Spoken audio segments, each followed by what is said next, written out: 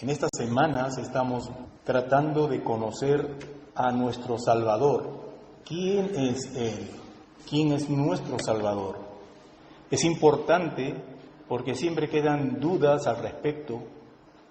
Escuchamos una opinión, otra opinión, congregaciones que dicen una cosa, congregaciones que dicen otra cosa, y si no hemos estudiado bien el tema, queda una duda en nosotros o podemos ser arrastrados de repente a corrientes que están en contra de lo que Dios pues dice. La semana pasada habíamos visto que tenemos que entender que nuestro Salvador ha pasado por 3 etapas y tenemos que conocerlas cada una de ellas. Tenemos que entender que hay 3 etapas en las que Él se ha manifestado. La siguiente etapa no sustituye a la anterior. Es decir, el Verbo se volvió Jesús y ya dejó de ser Verbo. No. Entendemos que cada etapa que viene se suma a lo que ya había antes. Entonces, la semana pasada hemos visto un enfoque concerniente a lo que es el Verbo. Es la palabra que emplea el apóstol Juan para describir pues a nuestro Salvador. Él es el único que describe a través de 5 versos en 3 libros que él escribe acerca de nuestro Salvador como el Verbo. Pablo le llama Hijo de Dios. Él en esta etapa de ser el Verbo, es completamente Dios.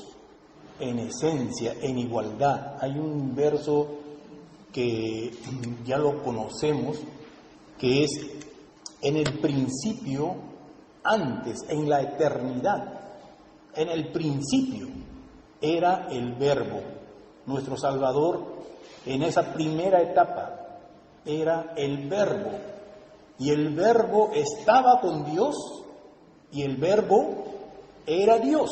Es decir, la misma sustancia, consustancial, la misma sustancia del Verbo y Dios. Ahora vamos a centrarnos solamente en la parte céntrica que dice Jesús el Cristo. Muy bien. Gálatas 4:4 dice: cuando vino el cumplimiento del tiempo, Dios envió a su Hijo, nacido de mujer y nacido bajo la ley, para que venga Jesús aquí a la tierra, para que aparezca esta figura, la figura de Jesús. Se dio en un tiempo marcado por el Padre. No fue casualidad, no fue al azar, sino que Dios ya lo tenía todo planeado. De la misma manera podemos señalar con toda certeza que el Verbo no fue sorprendido en que Dios lo envió sin que él supiera nada, sino que entendemos que hubo un acuerdo, que el Verbo ya sabía que en un determinado tiempo iba a suceder algo con él, lo que nosotros llamamos la encarnación. Él se iba a hacer carne. Entonces, en el cumplimiento de ese tiempo, es decir, cuando ya todo estaba preparado, cuando todo ya estaba señalado, Dios envió a su Hijo nacido de mujer, nacido bajo la ley, nacido de mujer. Y siguiendo con la idea del Verbo que dice Juan capítulo 1, verso 1 y 2, también en el verso 14 dice: aquel Verbo fue hecho carne y habitó entre nosotros.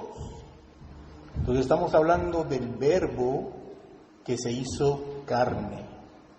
Entramos en la segunda etapa en la que ha pasado nuestro Salvador.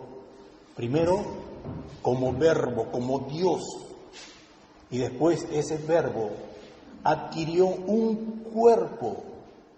He hecho un gráfico para más o menos ver esto. Le he puesto como una esfera, una mitad que hace la parte del Verbo y la otra que señala lo que después surge, lo que se forma después, que es otra naturaleza que adquiere la naturaleza divina. Aquí hay una unión, se le llama unión hipostática.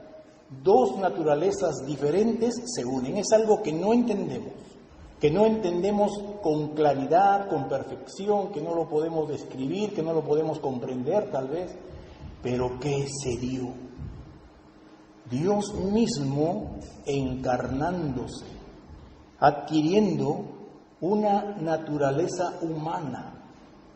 Entonces, en esta adquisición del Verbo, de Dios mismo, adquiriendo un cuerpo humano, estamos entendiendo que fue un cuerpo como el nuestro, con huesos, con carne, con sangre, con piel, que tiene un alma, que tiene un espíritu, todo un hombre.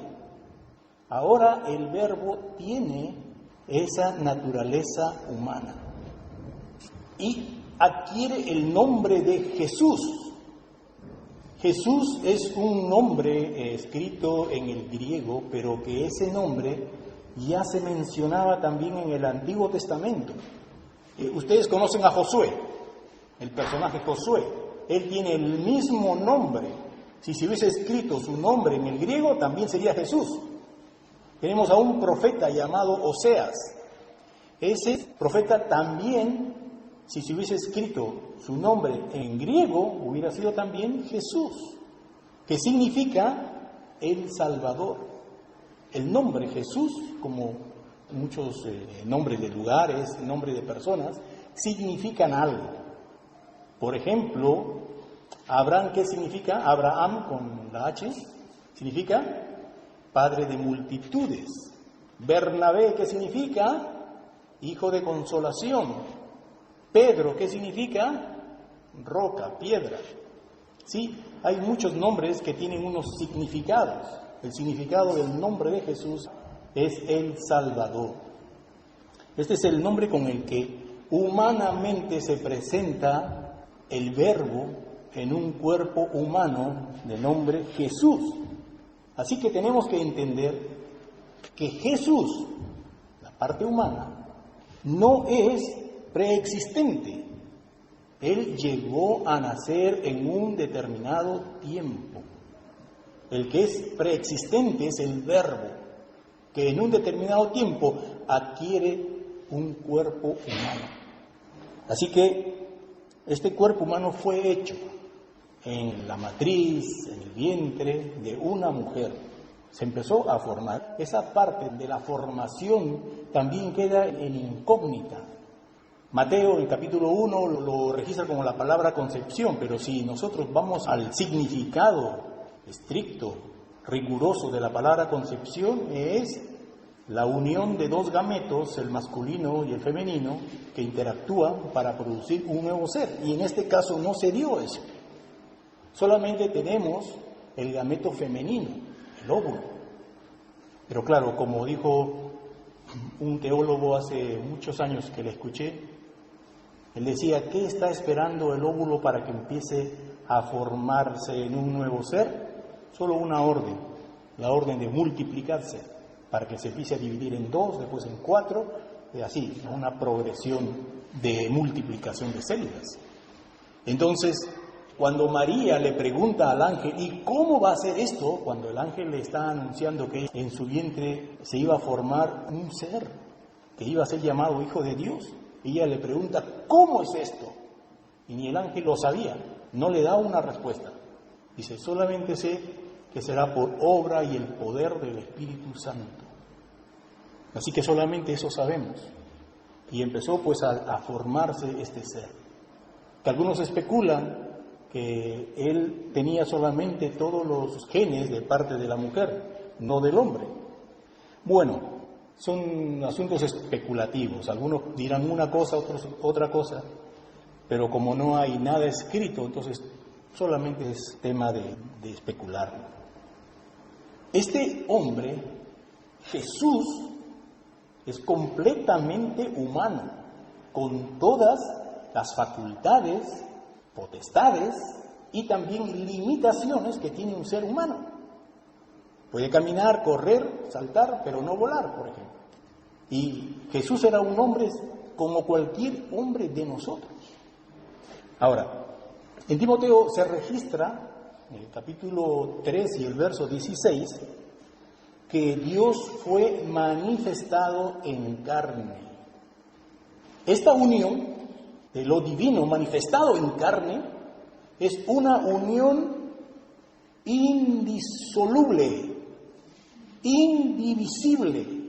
¿Qué significa eso? Que no se puede separar, ya no se puede separar más.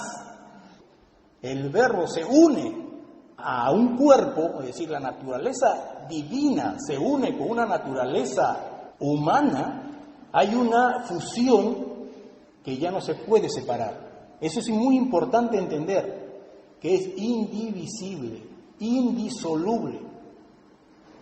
Muy bien, esa unión, pues llamada también unión hipostática, porque son dos naturalezas unidas, la divina y la humana, se dio en el momento de la encarnación, cuando en el cumplimiento del tiempo Dios hizo que su Hijo naciera a través de una mujer. Así que el Verbo es completamente Dios y llega a ser también completamente humano.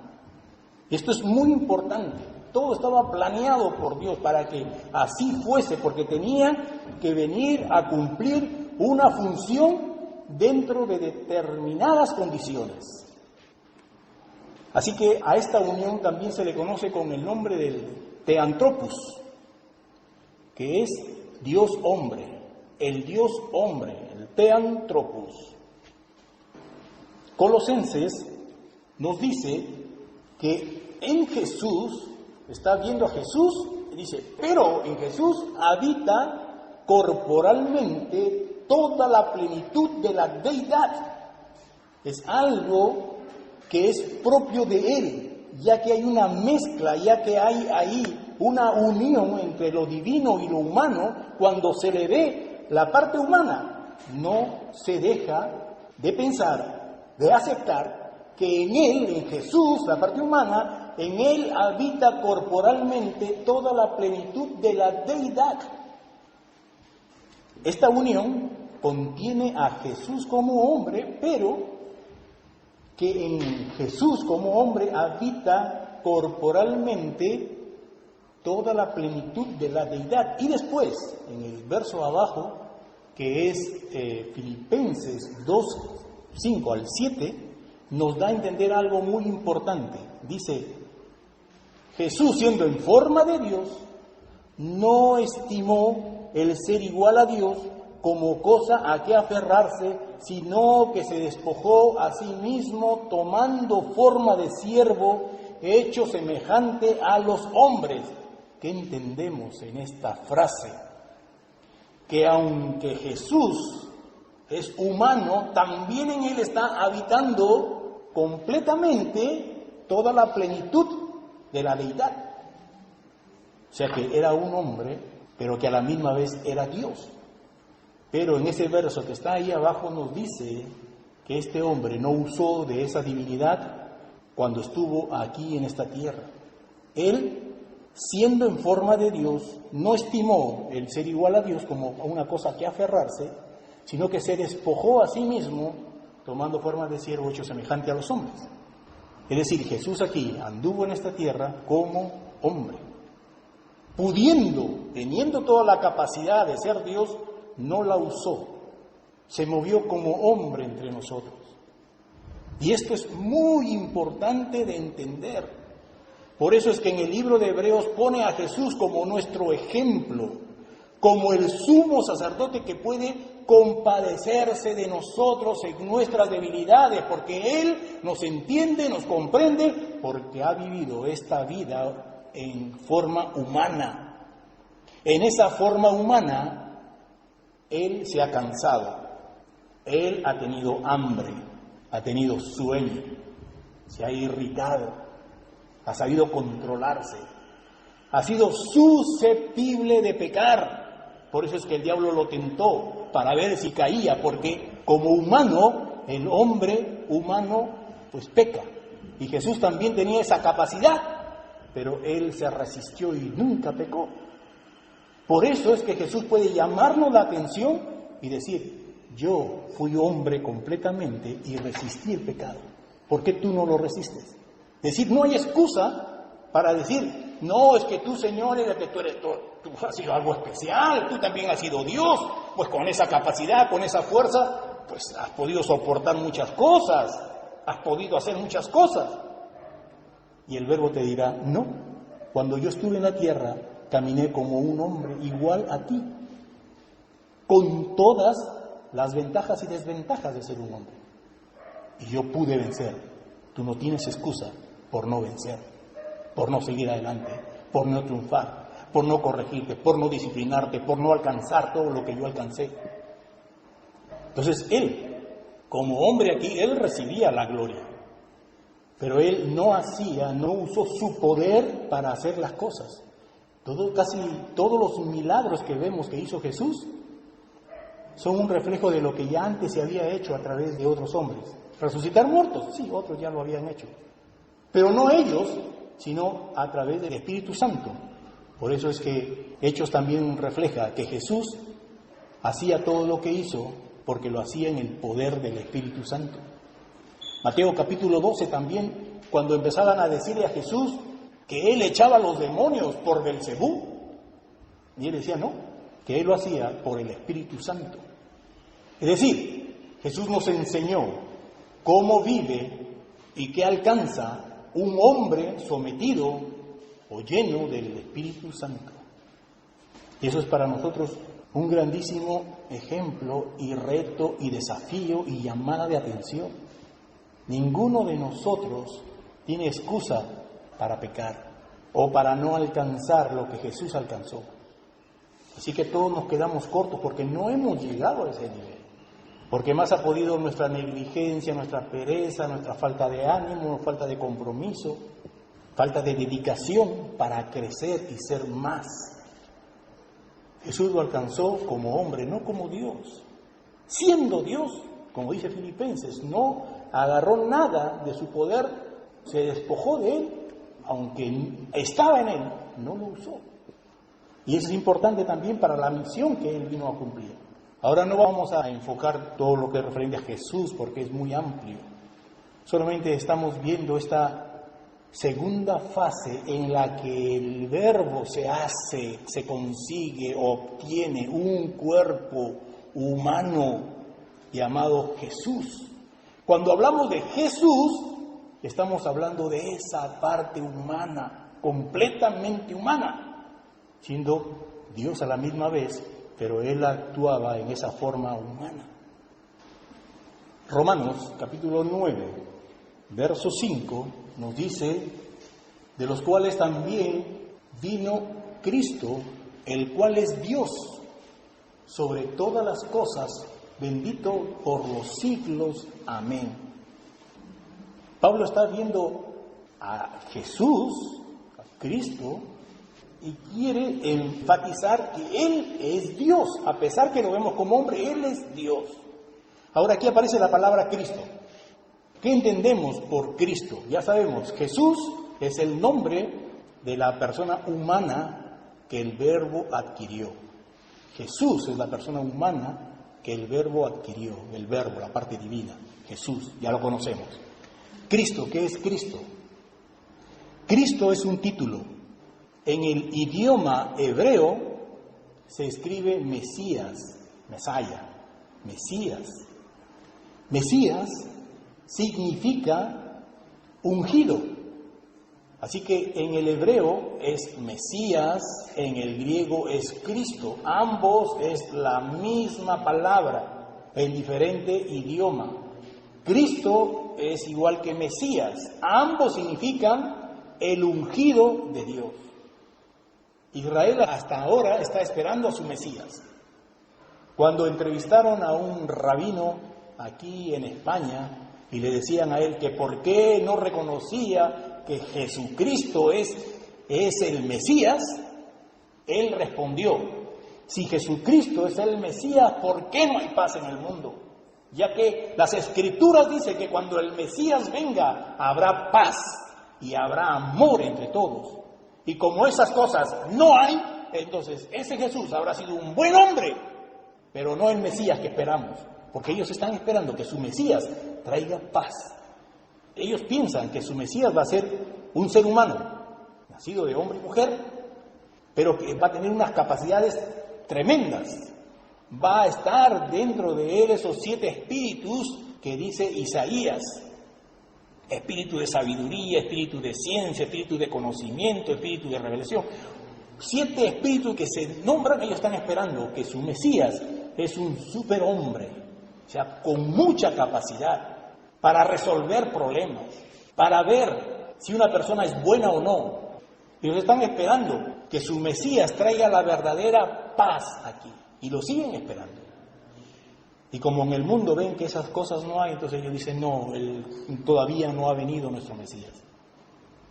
Pero la palabra Mesías en el Antiguo Testamento no solamente hablaba, no hacía referencia solamente de un hombre que iba a venir, porque de ese Mesías se hablaban cosas sorprendentes, que su nombre iba a ser Emmanuel. ¿Qué significa Emmanuel? Dios con nosotros. O sea que ese Mesías también reflejaba un aspecto más allá de ser un simple hombre. Algo más, se le llamaba Dios con nosotros. Los nombres que le da Isaías, admirable, príncipe de paz, consejero, Dios fuerte. Hay menciones en el Antiguo Testamento, en las Escrituras antiguas, que el Mesías que iba a venir tenía divinidad. Aunque los judíos actualmente no aceptan ese tipo de divinidad, pero ahí está. Así que cuando vino Jesús, cumplió exactamente eso. Un hombre, pero que a la misma vez tenía divinidad, era Dios. Tenía que cumplirse, todo se ha cumplido al pie de la letra. El Antiguo Testamento está lleno, como vimos la semana pasada, de indicaciones acerca del Mesías, de este Jesús que iba a venir. Cada libro del Antiguo Testamento habla de una de las facetas que este Mesías iba a hacer. Y Jesús lo hizo todo. Cada figura, cada acción, incluso hay registros anteriores de lo que Jesús iba a hablar. Las palabras, por ejemplo, que Jesús citaba, una de ellas, cuando fue tentado por Satanás, él citaba la palabra de Dios. Esas frases iban a ser propias de él. Por ejemplo, en los libros de los Salmos encontramos varios salmos que le llamamos mesiánicos, que ahí están las palabras que Jesús expresó desde la cruz. Hay muchos eventos que están profetizados acerca del Mesías y Jesús los cumplió todos. Muy bien, entonces estamos hablando de esta parte humana. Nuestro Salvador es completamente humano y también es completamente divino. Ahora, aquí hay algunas teorías que se han levantado a través del tiempo respecto a esta unión que no se entiende, que no se comprende. Y aquí hay algunas teorías equivocadas acerca de esta unión hipostática. ¿Cuáles son esas teorías que hay? La primera es de apolinarismo. Esta posición dice que sí, el Verbo se hizo carne, pero esa carne no tenía las 3 partes que tenemos nosotros, es decir, un cuerpo, un alma y un espíritu, sino simplemente tenía un cuerpo y un alma, y aquel espíritu es donde entró el Verbo.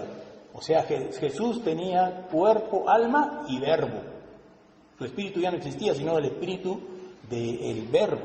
Esa es una posición que se levantó hace muchos siglos para dar a entender cómo había sucedido esta unión de 2 naturalezas, cómo el Verbo se hizo carne, pero con restricciones. Pero nosotros sabemos que Jesús es completamente humano y tiene sus 3 partes, su cuerpo, su alma y su espíritu, y aparte tiene ahí al Verbo. No lo entendemos, pero tenemos que llegar a conclusiones de acuerdo a lo que la palabra nos dice, si Él es humano, pues tiene que tener esas tres partes. También está Nestorio, que fue un obispo de Antioquía en el siglo V, y de acuerdo a lo que él dice, se le ha llamado a esta posición la herejía nestoriana. Dice que el cuerpo llamado Jesús fue solamente un envase. ¿Vale? ¿Me escuchan? Dice que cuando ya dio a luz María a este niño, cuando ya salió del canal de parto, entonces ahí vino el Verbo a habitar ese cuerpo. Y se desarrolló así hasta cuando llegó a la cruz. Y cuando estuvo crucificado y hizo maldición, el Verbo lo abandonó. O sea, simplemente fue un estuche que usó y después desechó cuando ya no le servía. Esa es lo que Nestorio propuso, que el Verbo entró en él tomándolo como habitación momentánea y luego lo abandonó en la cruz. Otra posición es la de Cirilo de Alejandría. Dice, bueno, ya que esta unión es indivisible, indisoluble, entonces cuando Jesús, parte humana, se empezó a formar en el vientre de María, también se formó el Verbo. Y ya que no se puede dividir, ya que los dos estaban juntos, entonces ahí se formó el cuerpo y se formó el Verbo. Por lo tanto, escuchen, María no solamente es madre de Jesús, sino que María es madre de Dios. De ahí sale esta posición, ya que ambas cosas no pueden ser separadas, indivisibles, son indisolubles. Cuando empezó a formarse el uno, tuvo que haberse formado el otro. Por lo tanto, María es madre no solamente de Jesús, sino de Dios. Y hay muchas, pero solamente les presento algunas, para que ustedes miren cómo el hombre ha tratado de dar una explicación de esta unión muy especial, esta unión que no se comprende de dos naturalezas haciendo una sola. Pues el monofisismo dice que realmente Jesús no tenía dos naturalezas, sino que era una sola naturaleza, que lo divino absorbió a lo humano. De tal manera que Jesús tenía apariencia de humanidad, pero que no era humano. Porque lo divino lo absorbió y ese cuerpo tenía apariencia de ser humano, pero no era humano. Esto es llamado el monofisismo. La palabra de Dios nos dice en 1 de Juan, capítulo 4, versos 2 y 3, en esto conocemos el Espíritu de Dios. Todo espíritu que confiesa que Jesús ha venido en carne es de Dios, y todo espíritu que confiesa que Jesucristo no ha venido en carne no es de Dios. Este es espíritu de anticristo, el cual vosotros habéis oído que viene y ahora está en el mundo, dice Juan. Entonces, la palabra misma nos dice que Jesús ha venido como hombre, en carne, se ha hecho carne. Entonces aquí hay una fusión. El Verbo antes estaba solo, ahora el Verbo tiene un cuerpo. Esto es importante de comprenderlo para la tercera fase que vamos a ver la próxima semana. Hasta ahora lo encontramos a nuestro Salvador en una fase primera donde Él era el Verbo, era Dios. Jesús no estaba hecho, no existía todavía, estaba en el proyecto, sí, como ya hemos visto, que el Verbo, Él es el creador de todo, y Él ya había ideado un cuerpo en el cual se iba a manifestar. Y es muy posible que en esas teofanías que vimos la semana pasada, el ángel de Jehová se ha aparecido varias veces en el Antiguo Testamento y hace referencia a que el ángel de Jehová no es un ángel cualquiera, porque recibe la adoración, porque puede perdonar pecados, como ya hemos visto algunas condiciones, para decir que ese ángel de Jehová realmente era el Verbo que se ha aparecido a algunas personas en el Antiguo Testamento para cumplir una función importante. Y este ángel de Jehová, su apariencia ha tenido que tener una apariencia para mostrarse, y es muy posible que se haya mostrado en la figura de lo que iba a ser en el futuro Jesús, pero que estaba solamente como habíamos dicho, una especie de un holograma, ¿no? O sea, solamente la figura, porque todavía el cuerpo no había nacido, iba a nacer en el cumplimiento del tiempo, iba a nacer recién en ese nacimiento que iba a tener a través de María. Ahí recién aparece Jesús. Pero es posible que se haya manifestado de una forma, de una figura, simplemente una figura de lo que él ya tenía en mente. Cuando nace Jesús, eso ya había estado planeado. Ya había estado planeado desde el inicio. Todo se ha ejecutado de acuerdo a un plan. Muy bien, ahora vamos a ver la figura del mediador. El mediador, ¿qué es un mediador? Uno que está en medio de dos objetos. Timoteo habla que Jesús es un mediador, dice, porque hay un solo Dios y un solo mediador entre Dios y los hombres, que es Jesucristo hombre. Recuerden, aquí la palabra Jesucristo tiene que entenderse. Jesús hace referencia a la parte humana. Cristo, ¿a qué hace referencia? A su título. A su título, vamos a decir, de una forma divina. El hombre y Dios. Dios hombre. Jesucristo. Porque hay un solo Dios y un solo mediador entre Dios y los hombres, Jesucristo hombre, el cual se dio a sí mismo en rescate por todo, de lo cual se dio testimonio a su debido tiempo. Jesús ha venido también con un propósito de ser intercesor entre dos bandos, entre dos áreas. Ahora, vamos a mirar que esto es perfecto también. Esto representa a la humanidad, ese círculo rojo. Y Jesús, siendo completamente humano y completamente divino, Jesús presenta a la humanidad a Dios, porque Él lo es, presentar a Dios completamente a los hombres. Le dio a conocer. Jesús muchas veces dijo, quien me ha visto a mí, ha visto al Padre. Él, porque tiene, porque puede, por lo que es, puede presentar a los hombres a Dios. Y lo más importante es de la otra forma, que ante Dios, cuyo nombre le hemos puesto como Yahvé, como Jehová, como Yahweh, pues se escriben con esas 4 letras, el Padre, el Todopoderoso, el Eterno, el Yo Soy. Dios está allí, y ahora aquí tenemos a la figura del Verbo, que tiene un hombre completo dentro de sí y puede presentar al Padre. Se puede presentar como un hombre completo para representar completamente a la humanidad ante Dios. Es el Verbo el que puede representar al hombre delante de Dios. Ahora, ¿por qué era importante que el Hijo de Dios o el Verbo se hiciese carne, tuviese un cuerpo humano? ¿Por qué?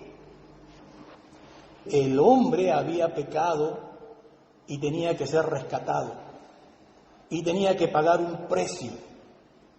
Pero como no hay ningún hombre puro, justo, santo, no hay ningún hombre, todos han pecado, entonces el Verbo tuvo que hacerse como un hombre y conservarse íntegro, sin pecado, para que pueda ser un hombre ofreciendo la expiación por el hombre, porque esa es una de las razones importantísimas.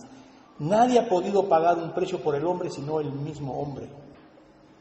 Así que como no ha habido ningún hombre capaz de hacerlo, entonces el mismo Verbo se hizo un hombre y se mantuvo sin pecado aquí en la tierra para poder ofrecer a Dios un sacrificio a nivel de hombre.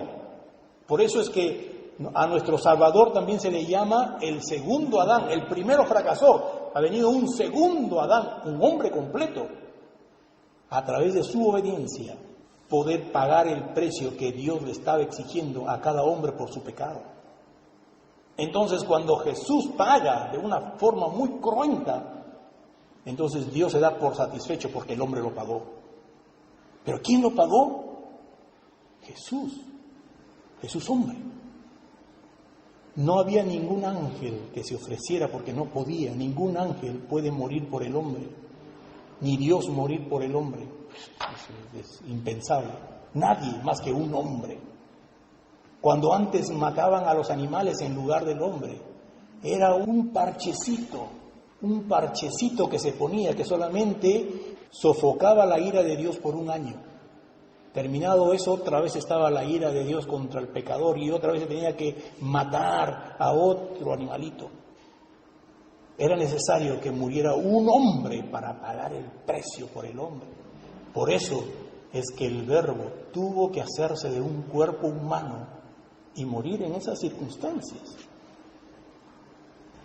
En primera de Timoteo 3:16, como hemos visto una parte, lo leo completo, dice: e indiscutiblemente grande es este misterio, el misterio de la piedad. Dios fue manifestado en carne, justificado en el Espíritu, visto de los ángeles, predicado a los gentiles, creído en el mundo, recibido en gloria. Lo importante aquí es la palabra que emplea, para lo que estamos viendo, la palabra que emplea Pablo al decir que indiscutiblemente grande es el misterio de la piedad. Le llama a esta encarnación un misterio. Él, habiendo tenido un contacto especial con el Señor, habiéndole Dios revelado cosas importantes y grandes a él todavía se queda con la duda. ¿Cómo habrá sido eso? Es un misterio, es un grande misterio. Y para nosotros lo es esto, comprender realmente cómo fue esto, también será un misterio. Lo aceptamos por la fe, pero al menos podemos tener algunos datos que nos haga comprender un poco más y decir: Jesús es verdaderamente Dios y a la misma vez Jesús es verdaderamente hombre y nos comprende. Ese es nuestro Señor Jesús, que hizo todo este proceso, que hasta aquí ustedes no ven la peligrosidad de este punto, que ya lo vamos a ver la próxima semana, pero Él lo hizo solamente por amor a nosotros. ¿Cómo le vamos a devolver ese favor? ¿Cómo le estamos devolviendo ese favor? ¿Cuál es nuestro compromiso para con nuestro Salvador? ¿Estamos siendo obedientes, fieles, leales, comprometidos? Eso es lo que Él espera de nosotros. Como mínimo espera eso, que le seamos leales y agradecidos por lo que Él ha hecho por nosotros. Gracias a Dios por esto que Él ha hecho por nosotros. Gracias. Vamos a orar. Padre, gracias por ese amor con que tú nos has amado y has planeado todo un plan de salvación a través de nuestro Señor Jesús, a quien le damos la gloria, la honra y el agradecimiento por lo que ha hecho para nuestro bien, aunque Él se cargó de todo el dolor, sufrimiento, esta tremenda humillación que nosotros no alcanzamos a comprender, pero que a Él le costó mucho para salvarnos. Ayúdanos, Señor, a comprenderlo y a hacerte más fieles, más leales. Gracias por este tiempo, Señor, en el nombre de Jesús. Amén. Amén.